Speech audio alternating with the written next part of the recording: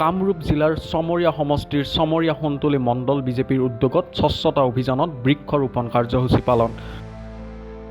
উল্লেখ্য, ভাৰতীয় জনতা পাৰ্টিৰ দলৰ পিতামহস্বৰূপ পণ্ডিত দীনদয়াল উপাধ্যায়ৰ ১০৯তম জন্ম দিৱস চমৰীয়া সন্তলী মণ্ডল বিজেপিৰ কৰ্মকৰ্তাই বিভিন্ন স্থানত প্ৰায় ৩০ শতাধিক বৃক্ষৰোপণ কৰিছে বুলি উল্লেখ কৰে।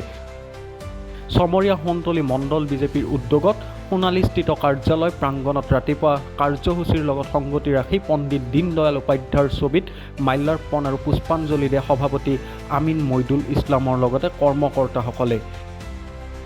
ইয়াৰ পিছত স্বচ্ছতা অভিযানৰ আৰম্ভণি কৰি অঞ্চলটোৰ বিভিন্ন স্থানত প্ৰায় ৩০ শতাধিক বিভিন্ন প্ৰজাতিৰ মূল্যৱান গছপুলি ৰোপণ কৰে।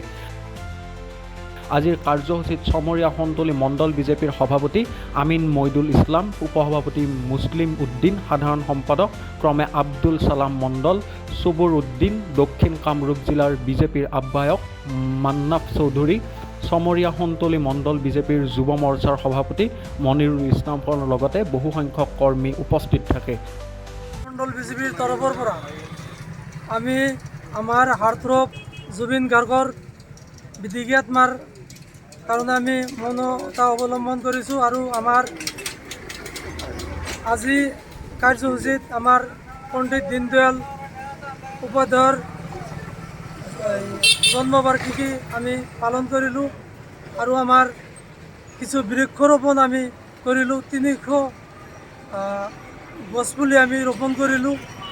বিভিন্ন কাৰ্যসূচী আৰু স্বচ্ছ ভাৰত অভিযান আমি পালন কৰিলোঁ চমৰীয়া সন্তলী মণ্ডলৰ তৰফৰ পৰা।